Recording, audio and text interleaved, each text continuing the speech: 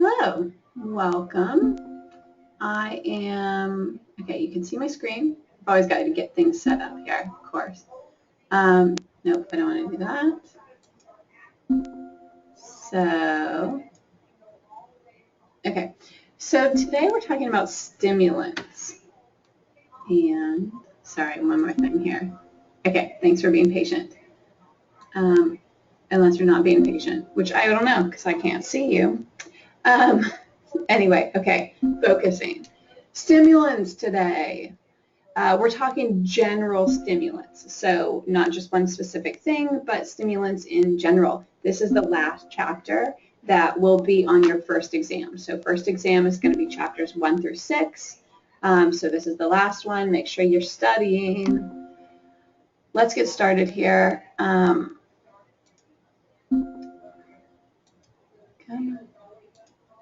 There we go. All right. So stimulants is a lot of different things. These are substances that keep a person going, okay, both mentally as well as physically going. Restricted stimulants. These are things like our cocaine and our amphetamines. Readily available stimulants are things like caffeine, nicotine, although we will talk more later about nicotine and how it has multiple effects, but that's another day. Okay, so let's talk about cocaine. We're going to learn about history of all the different drugs. We're going to learn about how they interact with the body for each drug. We're going to talk about a lot of different things. So we start with coca. This is just simply a bush. It grows in the Andes, and it produces cocaine. It's been harvested for thousands of years, actively cultivated for over 800 years. All right.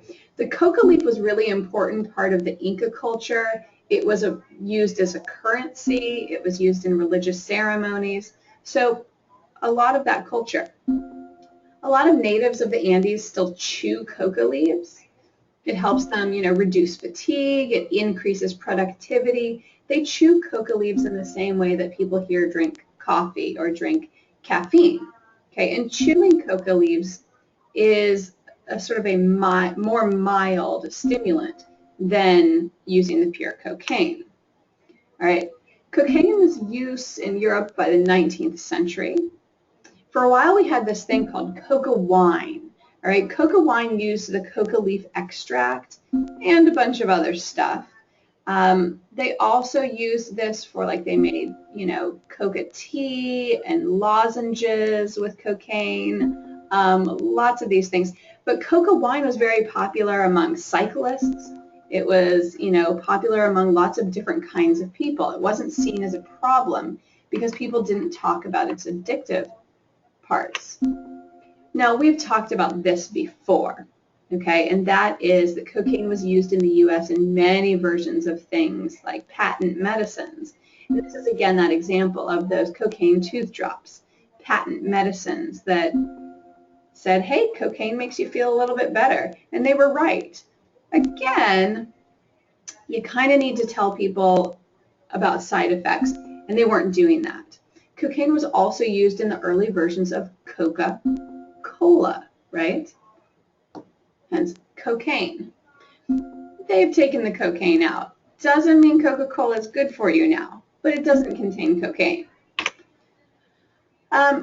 So, in 1860, cocaine was isolated from the plant. Well, actually, they think it was done before then, but around that time. So, if you process about 500 kilograms of coca leaves, you're going to end up with 1 kilogram of cocaine. Okay, so you can see sort of the differences there. Medical use.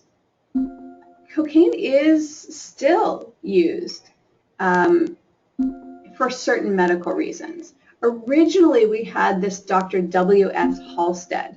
He experimented with cocaine as a local anesthetic, which is huge, okay? And then he also delivered things via this newly developed hypodermic syringe. The hypodermic syringe changed medicine completely. So W.S. Halsted is known sort of as the father of modern surgery.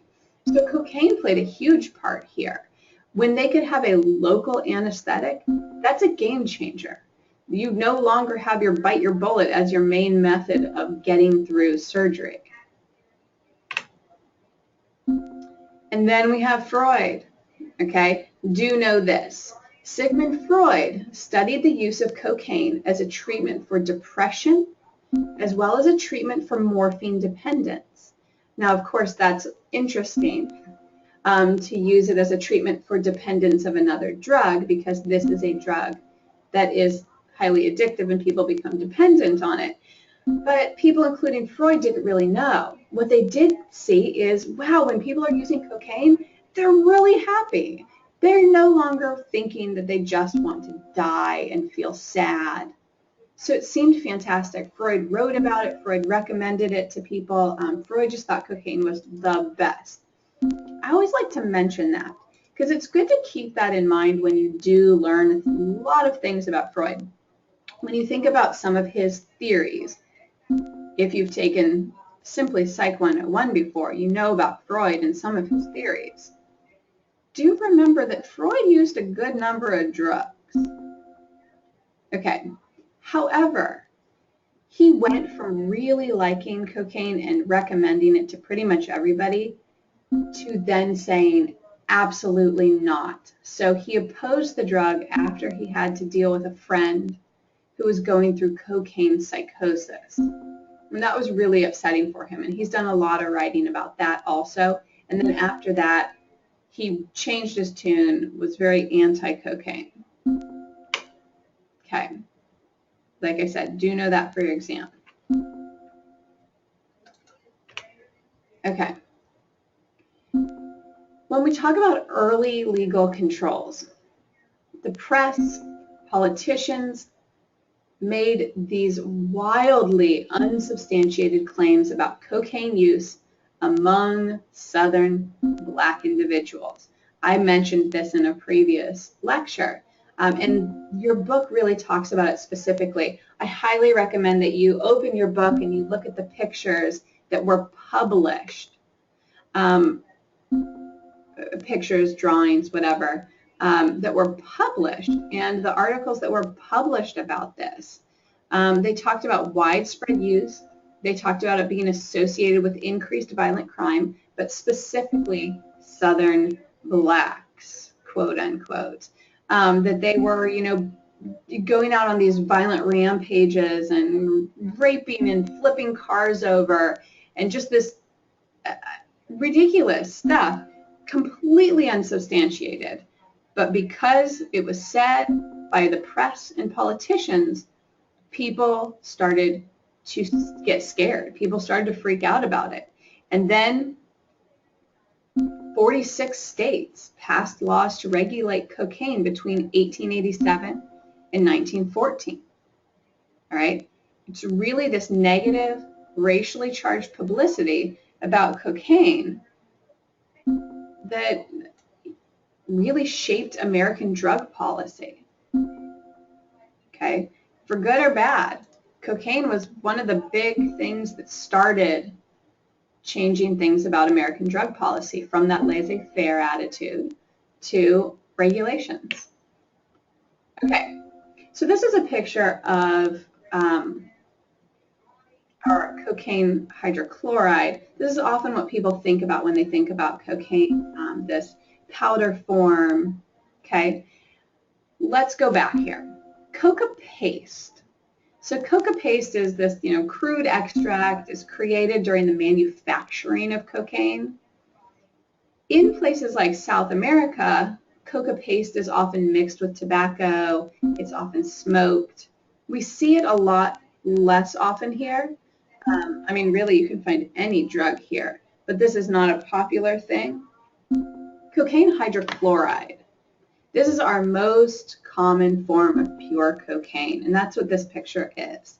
It's stable, it's water-soluble salt, basically, and it's typically snorted. Okay? It goes in through the mucous membranes, right? So it is absorbed quickly.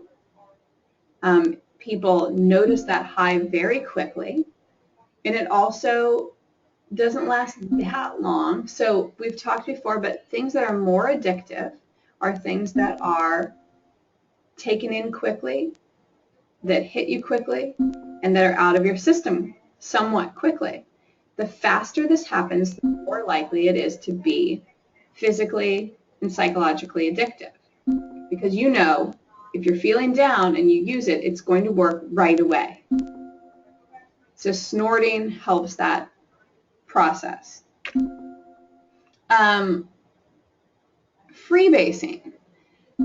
So freebasing is the extraction of cocaine, of the cocaine base with a solvent, typically something like ether.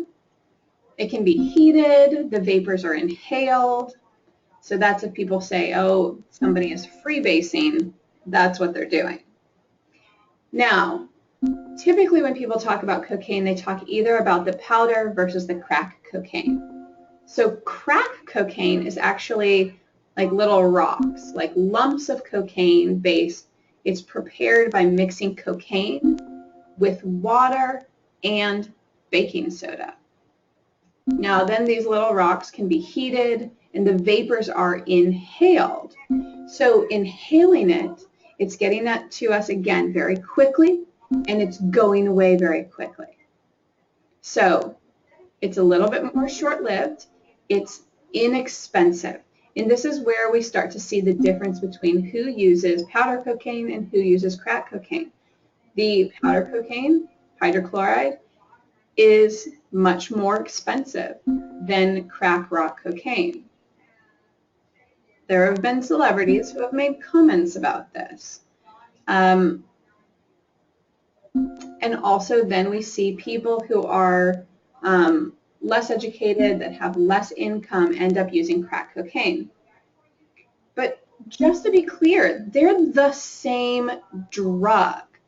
Powder and crack cocaine are the same drug. Cocaine base is the active ingredient in all forms of cocaine. So some people that use powder cocaine think that they are better than people that use crack cocaine. You're using the same drug. Now, cocaine use increased in the late 1960s. Prior to 1985, the major form of the drug was that cocaine hydrochloride, and it was snorted. Typically sold in bulk amounts, pretty expensive.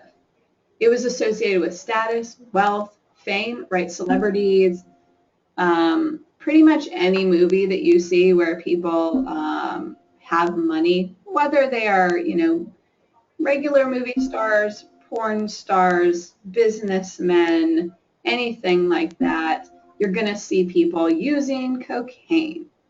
So it is. It has been in the past, and somewhat still now is seen and used by upper class, typically white individuals. Now, by the mid-1980s, crack became available. Pretty inexpensive, like $5 to $10 a hit, okay? So, you get your check, you go buy crack. Smoked cocaine was associated with poor Black Americans.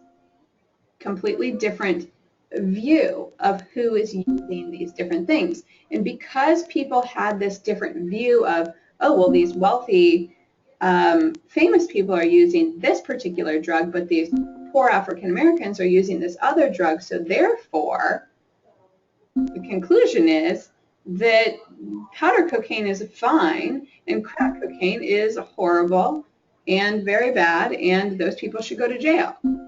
Okay, the logic is bad here. However, that's what happens. Media and politicians started to focus on crack cocaine use, specifically among urban Black Americans. They really felt like it was associated with violence and dependency. I'm not saying it wasn't associated with those things. However, this really started to target poor Black Americans. The Anti-Drug Abuse Act in 1986 penalties for sale of crack cocaine were significantly more severe compared to powder cocaine. There were also tougher penalties for first-time users of crack. Now, I want to believe that people had good intentions, that people didn't really understand, that people really felt like they were going to save people from a drug that was very addictive. However, the U.S. Sentencing Commission really started to show concerns about this policy. The penalties and severity of penalties were disproportionately impacting Black Americans. And there was this exaggerated relative harmfulness of crack versus powder cocaine. So fair? No. However, people still have this feeling that crack is significantly worse for you than powder cocaine.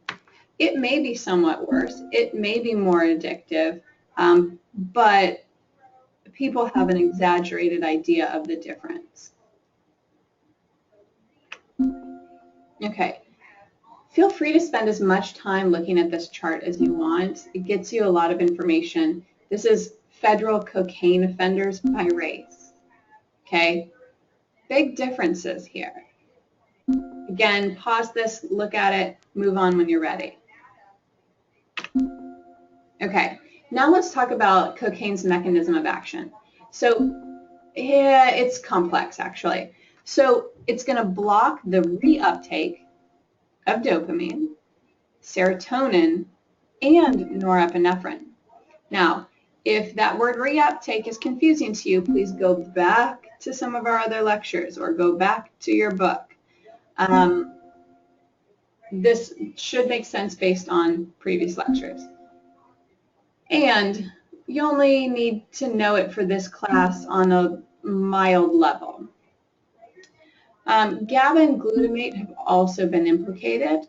So really, we're talking about a lot of different neurotransmitters that it is affecting, reuptake or transmission or a lot of things going on. Okay. Now, absorption and onset. Of course, we're going to have differences based on how the drug is getting into the body. So if somebody is chewing on or sucking coca leaves, there's slow absorption and onset of effects. If somebody is snorting, this is again, like I said, absorbed through the nasal mucous membranes. The absorption is going to be rapid and the onset of effects are going to be pretty quick. Now, some people inject cocaine. Some people shoot up cocaine. The effects are going to be very rapid and briefer, which again makes it more likely that someone will become addicted to it. And then, of course, there's smoking. And again, this is rapid and briefer. So, again, yes, probably more likely to become addicted to this method of getting cocaine into your body. How does it get out? Okay, it's metabolized by enzymes in the blood as well as enzymes in the liver. The half-life of a cocaine is about an hour. Of course, this changes based on how you got it into your body, but metabolizing it, getting it out is generally about half-life of about 1 hour, which of course means in 1 hour, about half of it is out of your system. And in the next hour, about half of that is out of your system. In the next hour, about half of that is out of your system. Okay? The major metabolites have a half-life of 8 hours. So this is how we say what can be detected on drug screens, which is different than the half-life that you notice. Okay? So it takes about 3 days for the metabolites to be completely eliminated after moderate use.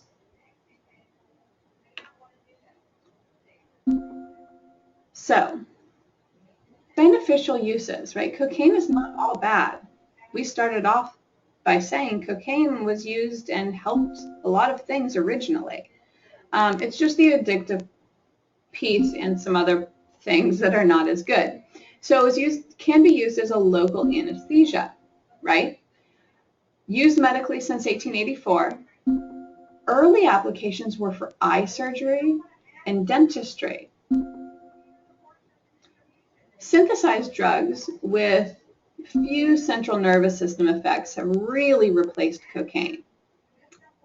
However, in medical practices now, legally, cocaine still remains in use for surgery for things like nasal surgeries, surgeries on the larynx, and the esophagus. They just find that this is what works best. Okay. Now, acute toxicity.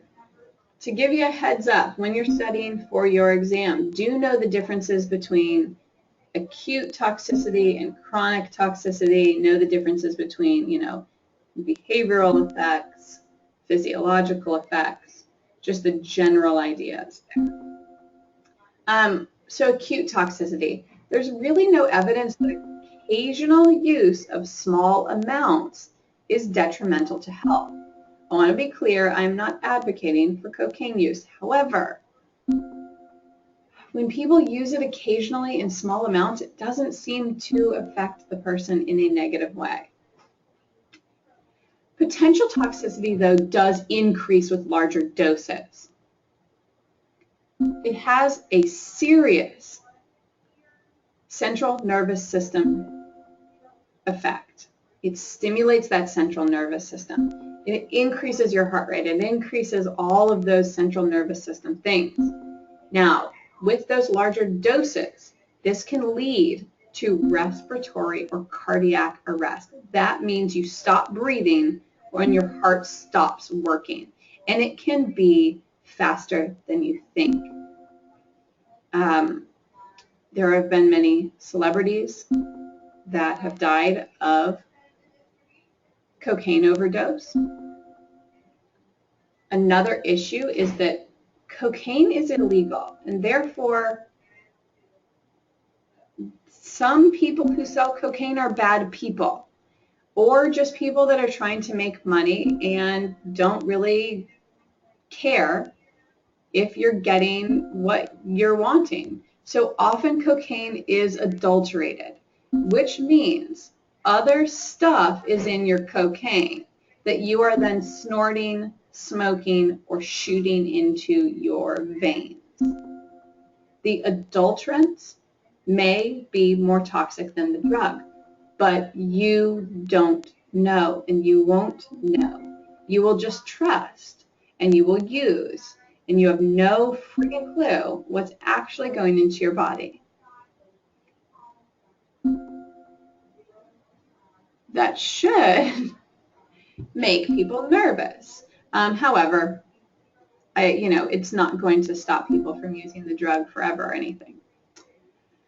So there's that. So larger doses, dangerous. Very small doses don't seem to make a difference. And of course, there's just other junk that ends up in there. Okay. Chronic toxicity, so longer-term toxicity. Binge use.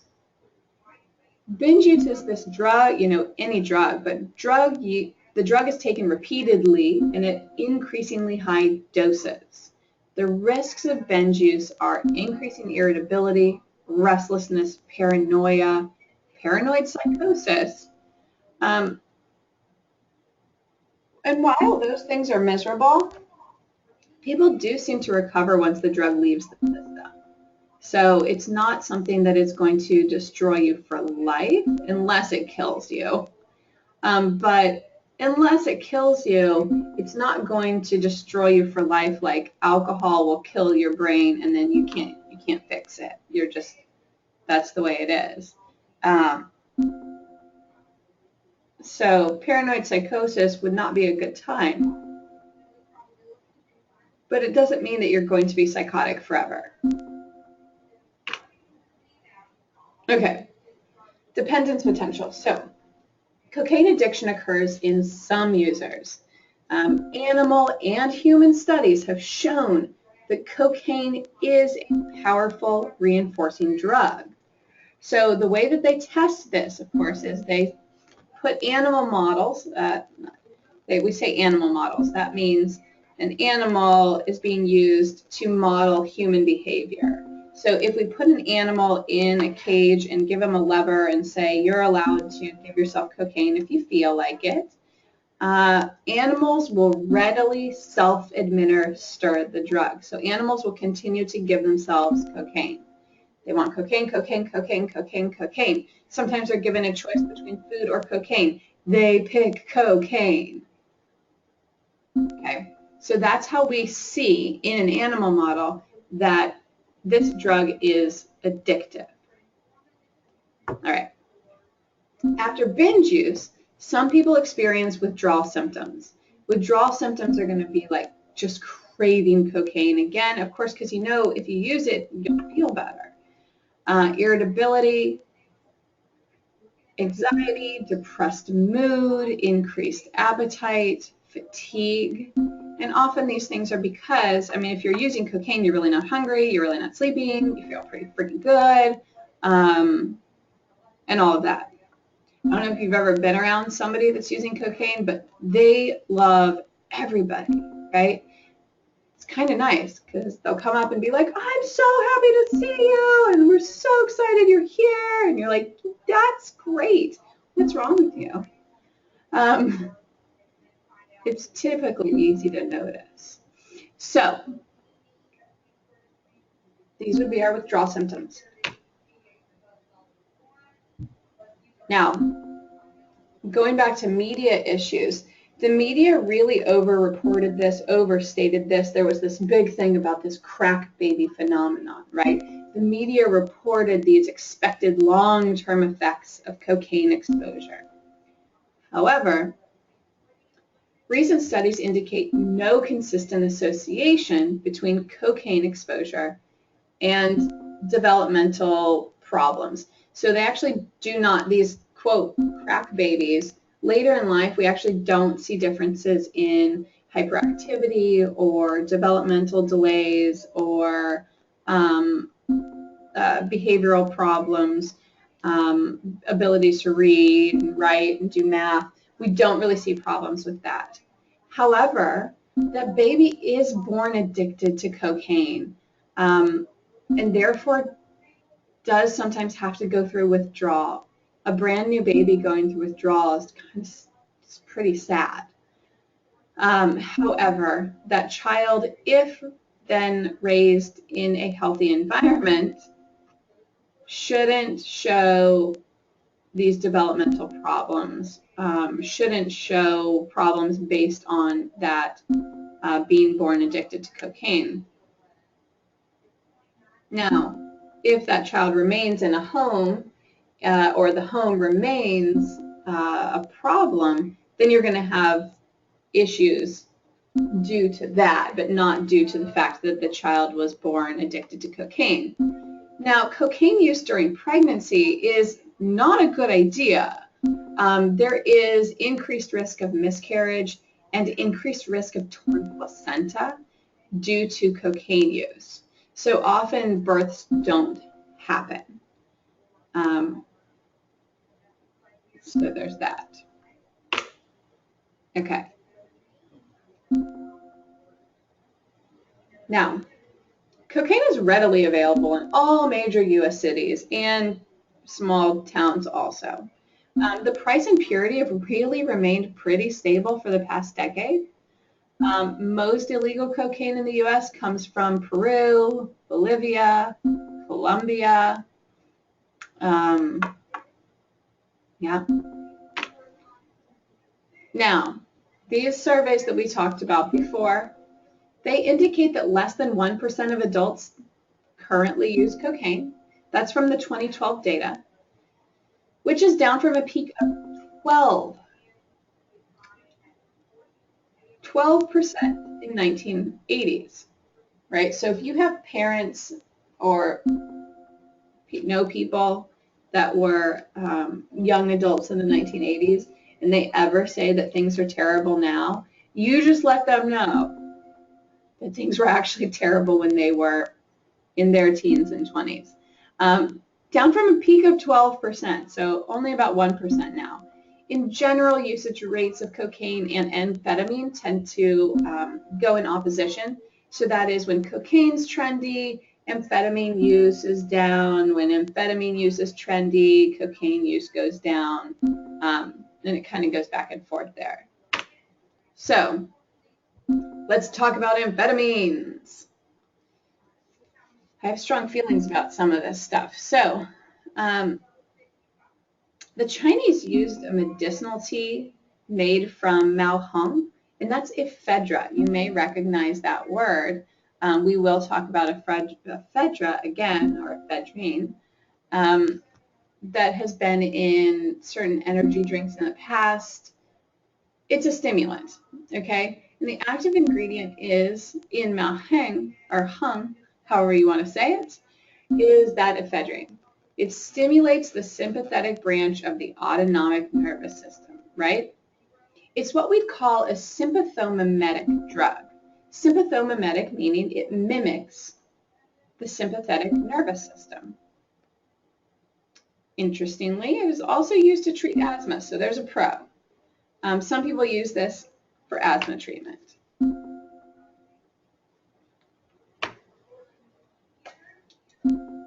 What in the world? No. Sorry. My resume slideshow, yes. Okay. All right. Let's see. Let's go back here. I'm not exactly sure what happened. Okay. So, amphetamine is a synthesized chemical similar to ephedrine. It was patented in 1932. Early medical uses were things like asthma, narcolepsy, hyperactivity in children, appetite suppressants, and just generally as a stimulant. People were given amphetamines like, oh, you just had a baby and you've gained all this weight, so we're just going to give you an amphetamine, or we're just going to give you cocaine and you can take it home and that'll help. Or, amphetamines are still used for ADHD, still used for narcolepsy, still used for asthma. The appetite suppressant, yeah, technically it will work while you're using it, but it's not a fantastic weight loss measure. In war times, people used it to have increased efficiency and also to reduce fatigue.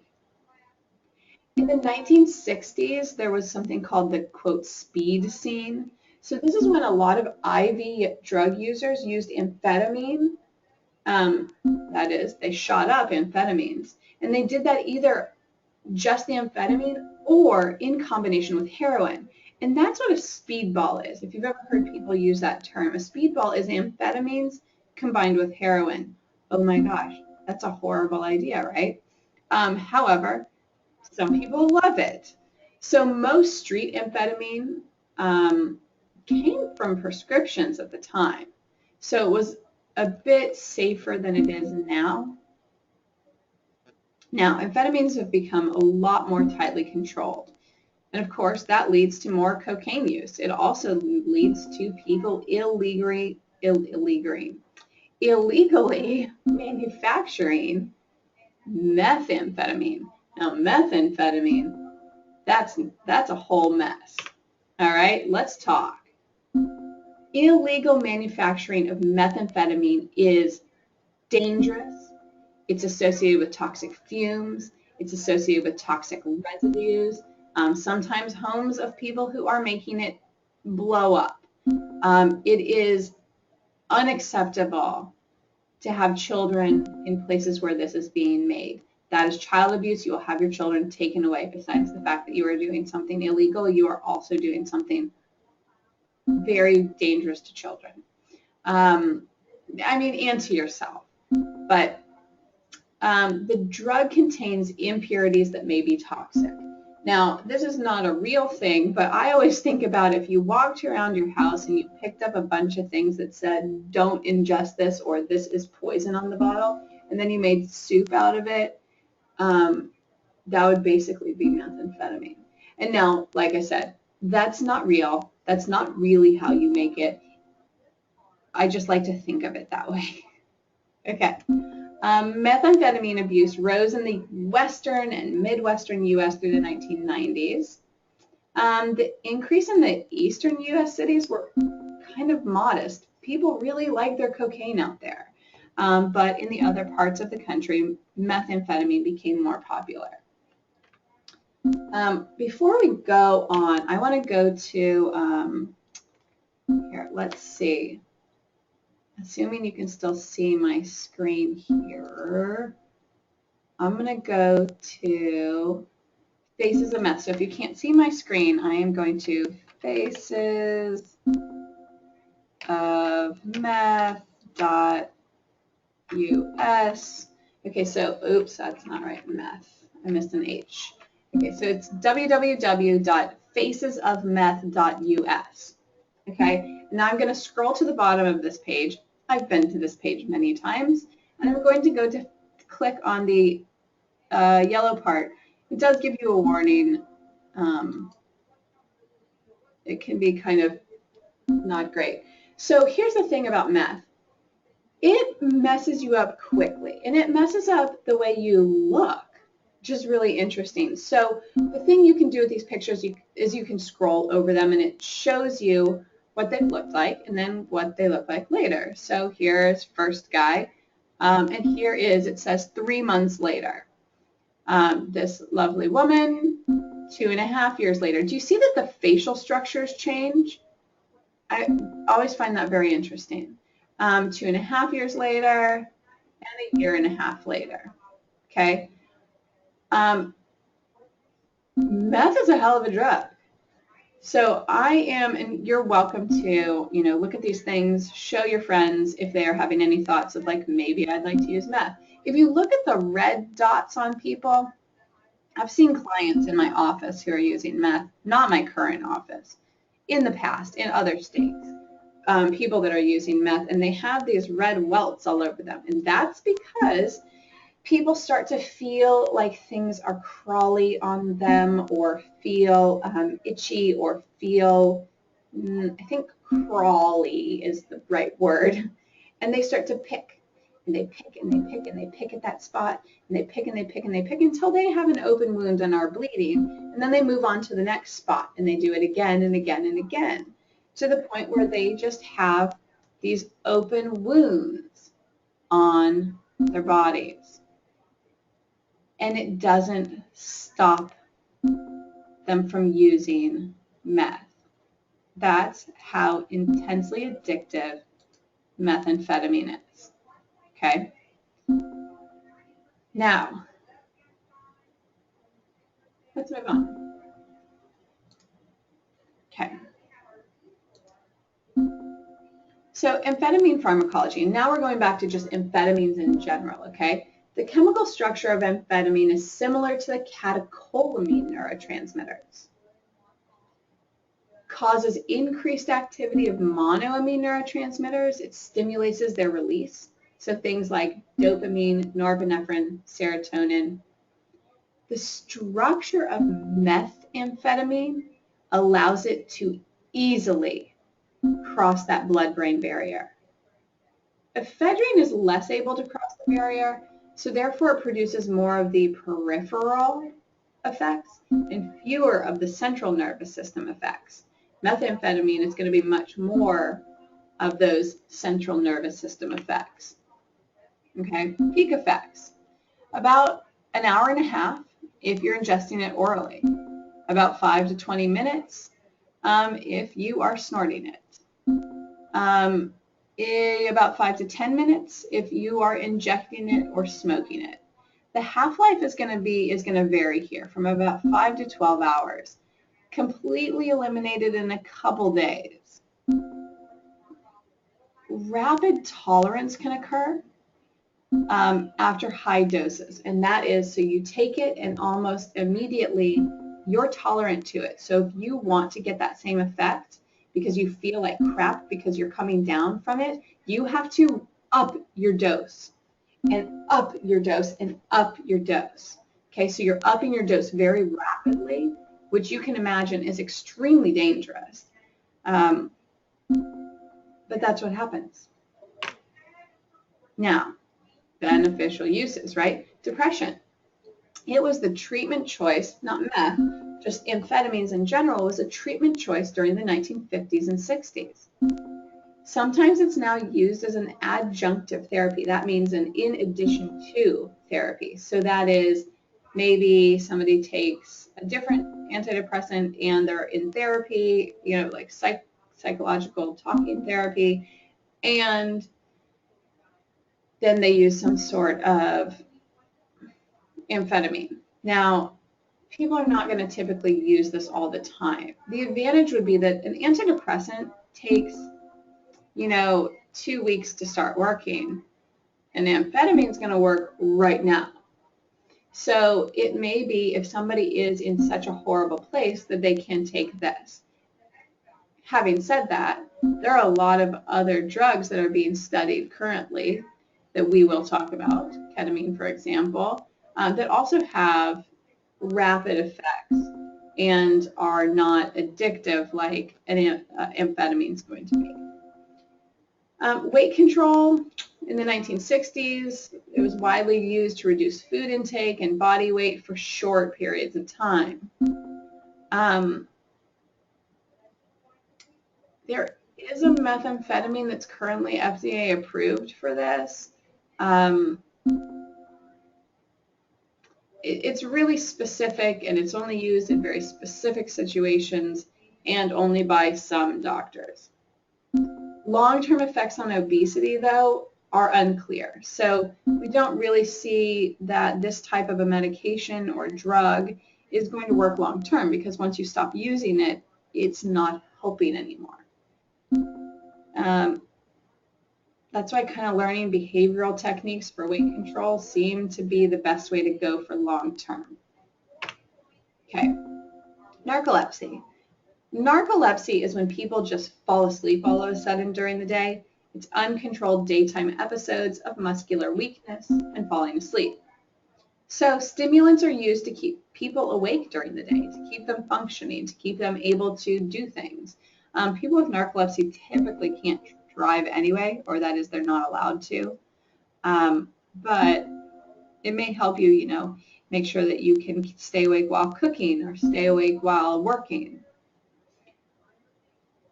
This quote smart pills here. This is our ADHD medication that they're talking about. At low levels of arousal, it improves performance. When people though are at high levels of arousal, it may decrease performance. And actually, now that I see what they've written under here, it's interesting. With people that don't have ADHD, if they take these pills, if they're sort of going slowly, it may improve performance. But if they're already overly anxious, taking a pill like this is going to decrease performance.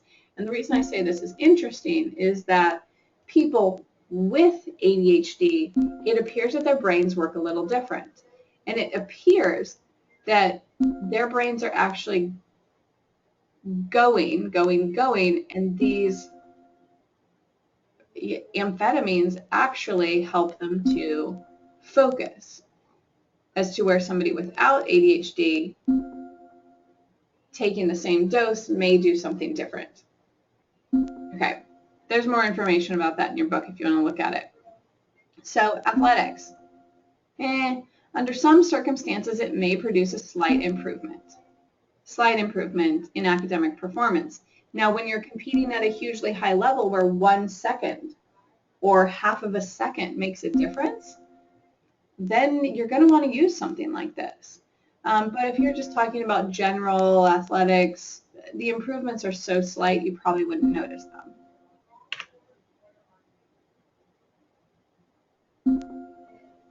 So here's the difference between like a simple task and a complex task.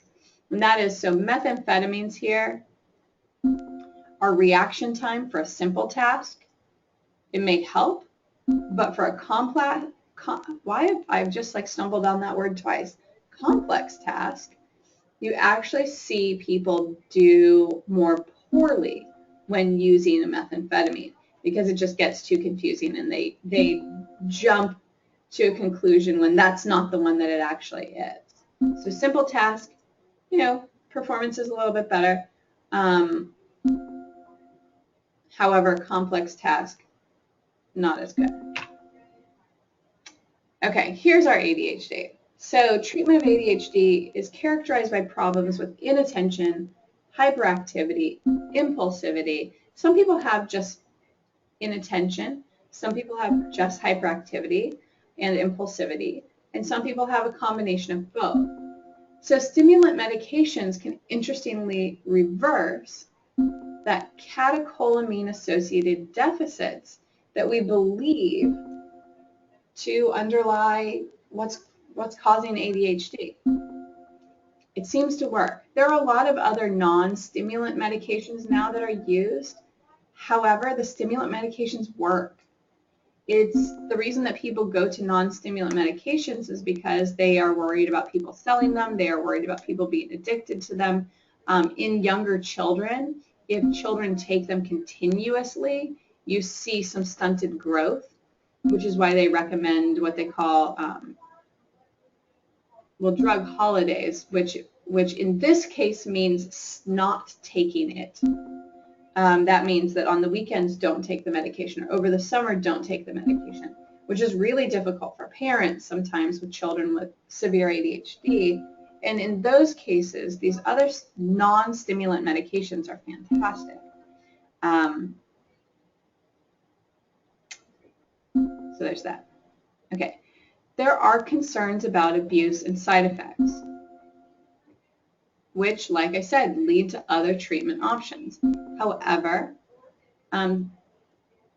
this is really interesting, but the data suggests that stimulant is actually protective against other substance abuse. So when people are taking these things, they're actually less likely to abuse other drugs. So take from that what you will. All right.